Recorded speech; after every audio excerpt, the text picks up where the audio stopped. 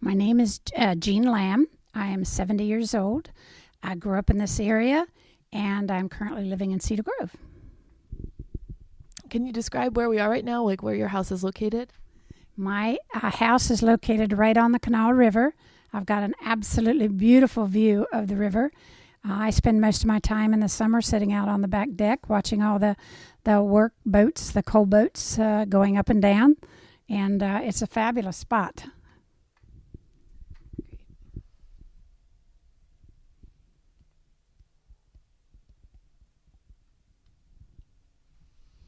Okay. So I already explained that we're going to be talking about the past in this first session, and what I thought. First question I have is, if you conceive of your life as, a series of dots on a line, dots being, important events for you. When you think back, what would be the first dot on your line? The first dot on my line would be when I was 17. It was the night before I was to leave home, and my father took me out on the back porch and gave me a lecture about life. What did your dad tell you about life? My dad said, "Jean, I've raised you to know right from wrong. I've been responsible for you up until this point. When you leave my house tomorrow, you're on your own. Any mistake that you make is yours. However, my door will always be open, and you're welcome to come home, but you have to take responsibility for your life." Tell me about your dad. What did he do? What was he like? My dad was wonderful. He was a very mild-mannered, small man. He was about 5'4", weighed about 130 pounds, was a coal miner all his life. Started out at the age of 14. Didn't know his dad because his dad died young in the mines and his stepdad died in the mines. So his whole life was rotated around the mines. But he was a very, very wonderful father. He let my mother discipline us and stepped in only when he had to. But he taught us a lot of things in life that when you look back now, you realize how important they were, but at the time they were small little things that you didn't realize then how important they were, what impact they would have on your life.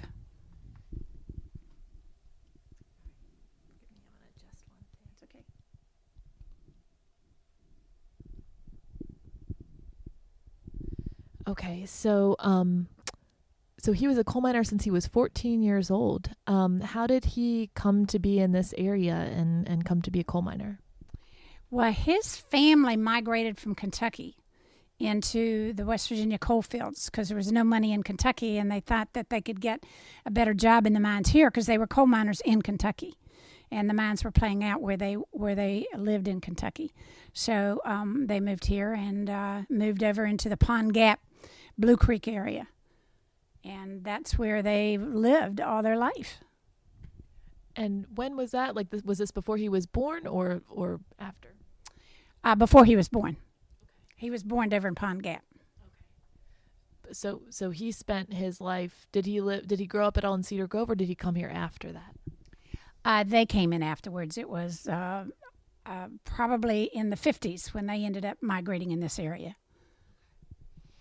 So can you talk a little bit about your mom and what she was like and her origins? My mom was a very strong woman. She was also little, but she had a strong will. She grew up in this area all her life. Her mother was from the Kentucky area as well, and divorced my mom's father and remarried what we call Grandpa Whiteley. And they migrated to this area from Kentucky when they were first married. And Grandpa worked in the mines as well. Did either your mom or your dad have any ethnic background that you knew about or that they talked about? Well, my dad could never tell us. He did not know where his ancestors were from. However, when I did an ancestor search, I found his family going all the way back to England. So he's English, which was a surprise to everybody because we always thought we were from Ireland. Most of us do around here. We've got white skin, we kind of assume. White skin and freckles. Yeah. And your mom? My mom is from Germany. That's where the strong will comes from. But her ancestors were from Germany. We don't know where in Germany. We've only gotten them back as far as Germany, and that's it. So we don't really know that part of it yet. So how many brothers and sisters do you have? 2 brothers and 2 sisters. Okay. And where are you in that line? Second in line. Second in line. So is there any story about how you were born? No, my birth was normal in the sense that the doctor refused to birth me at home because my mother had so many problems with my older sister that I was born in a hospital, and so there was absolutely no problems. There's nothing unique about my birth. What is your first memory of living on this earth? We lived on a farm in near the Whitesville area, and I remember my dad. We had like 4 or 5 fields that he plowed, and the first memory I really have is of my dad putting us on the plow and pulling us around in the garden, in the big field, with the horse, and those are my memories of the farm. So while he was a coal miner, he was also farming on not a huge scale, but a pretty significant scale then. That's correct. We had cows, horses, chickens, pigs. We had a fruit orchard, and then we had a big garden. So that sustained us food-wise, during the winter when it was hard. So was your mom, I assumed, was doing a lot of that farm work? Mom really didn't do the farm work so much as did all the canning. We had a big cellar, and she would do all the canning, and then it would go in the cellar was built back into the mountains, and she would put it into the cellar, and it would be there all winter long. What do you remember about eating that canned food? It was great. The only problem we had is like when my mother made the old-fashioned chow chow, we were the ones that had to sit there and churn the chow chow. I can't find her recipe today, and I have yet to find anywhere that I can buy it and make it taste like hers, but it was great. Yum. I always kind of salivate when people of older generations and I talk about the canned goods they used to eat growing up. Okay, so how did your family come to Cedar Grove? It sounds like you spent some of your childhood over in Raleigh County. So how did you get over here? Well, Dad worked in a mines that was beginning to slow down. And so he came to, I'm trying to think of the coal company that was down in Shrewsbury. There was a coal company down in Shrewsbury that he started working for, and we ended up getting a company house in Shrewsbury when I was in the 6th grade. And I remember it was 10 houses to a row, 3 rows of houses with a central well, and that's how we got our water, because I remember carrying the water. And there was a little old lady that lived across the street from us that had diabetes and had her legs off, and I would carry the water for her, and she would buy me hair barrettes. I remember that distinctly. It's funny what we remember, isn't it? Yes. Okay, so you were in Shrewsbury then, and then what happened? Well, then we ended up, Cedar Grove High School was built, and I started going to Cedar Grove High School and ended up graduating in 1960 from Cedar Grove High School. So and my grandmother lived in this area, so we spent a lot of time in this area. My grandmother lived across from the big mansion over there. So we were right here in Cedar Grove every day of the week, during that period. So now wait, help me understand why you would have gone to Cedar Grove High School if you were over in Shrewsbury. Was that just a choice your family made? No, at that particular time, everyone from Shrewsbury up through towards Montgomery had to go to Cedar Grove. So we didn't have a choice in the matter. But it was a wonderful school. I loved it. Okay, so grandmother lived across from the mansion. Can you talk about, maybe I might be getting ahead of myself, but that's okay. Can you talk about what it looked like from maybe the porch of her house? What was the town like back then? Well, the town back then was very different from the way it is today. We had a bus station, a drugstore, a theater. We had a at the drugstore, down in the basement of the drugstore, was like a little teenage corner. So we would always, during lunchtime, run over to the teenage corner and have a hot dog and listen to music for half an hour and then run back to school. And then on Saturday evenings, you could go down there and dance as a teenager, because at that time they didn't allow drinks or any of that stuff in the teenage corners. So in the town itself, there was the Faja store, which was a little grocery store right in town near the school. So you could run over there and get a Coke and a bag of potato chips if you wanted. They had a big park that was open. It was a beautiful park right on the river, which doesn't exist anymore. So it was very different than what it looks like today. Talk a little bit about, okay, so tell me, so did your family did eventually move here to Cedar Grove, right? No, not really. We lived on the outskirts of Cedar Grove, but we never physically lived in Cedar Grove, no. Well, can you describe the house that you lived in on the outskirts, where it was and what it was like? Okay, it was in Riverside, and it was right on the river. It was a 2-bedroom, old home with huge high ceilings, great big yard. It was a wonderful old home. We lived there up until I left home, and then when the next time I came back, I moved right here into Cedar Grove. So there was a 40-year span between the time that I left the Cedar Grove area until when I came back.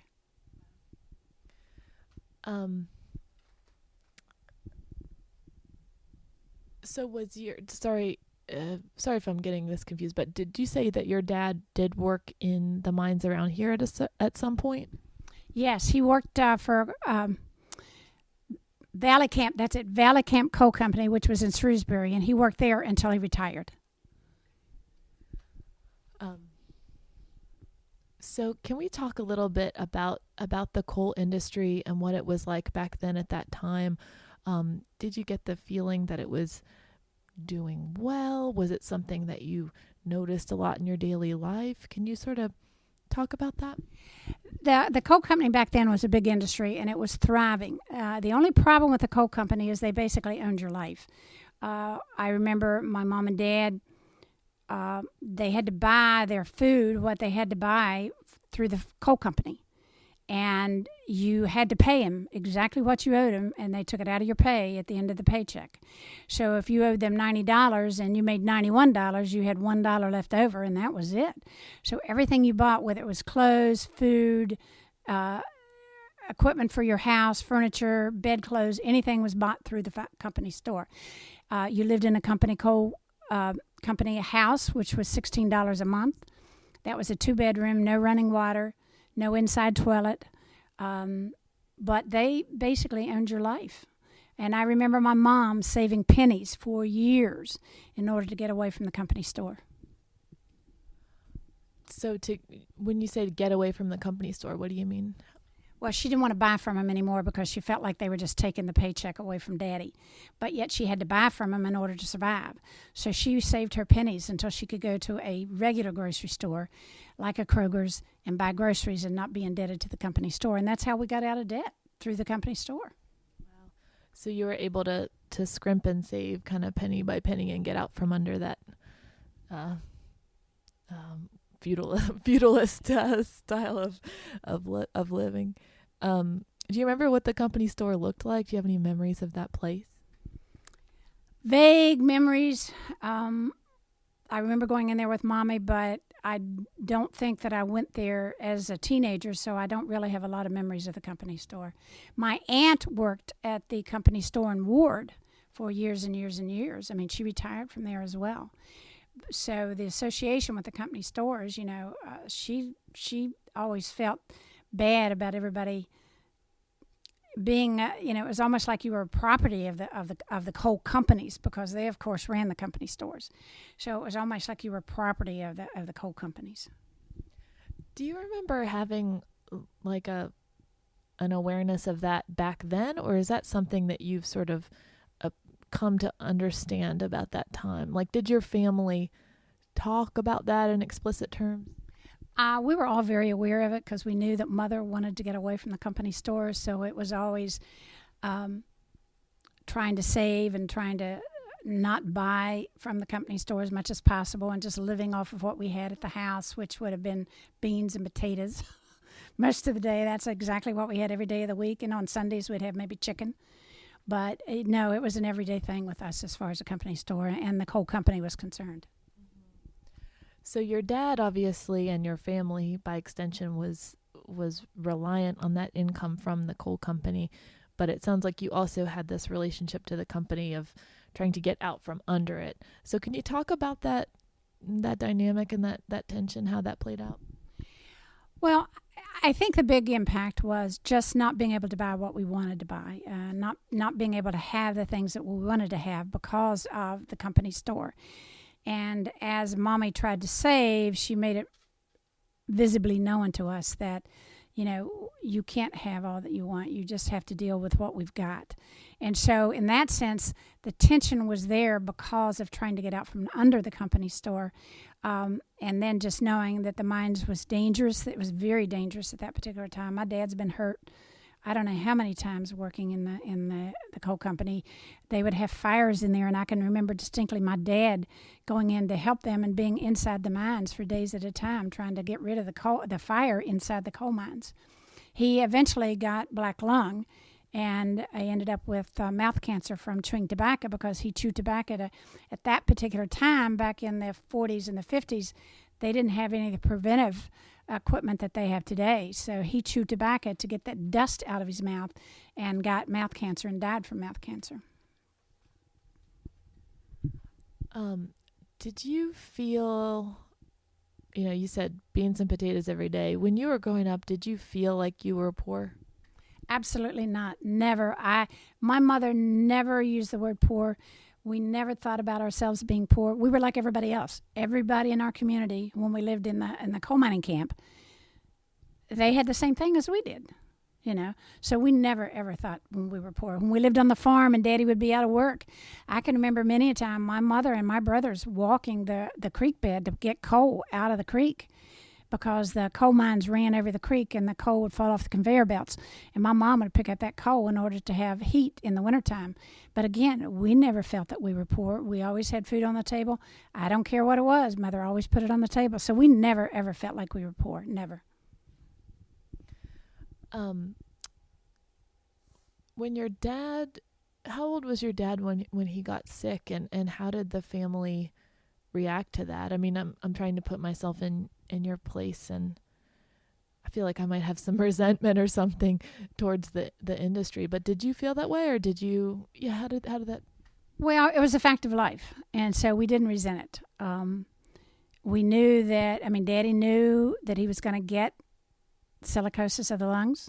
He knew that the chances of cancer from the tobacco was there. So it was a fact of life. So no one dwelled on it. It just happened. We tried to do the best as we could in terms of trying to take care of him when he was seriously ill. He had good health insurance. And so, we knew he was getting the best of care that he thought he could get. We would like to have taken him somewhere else, but he wouldn't go.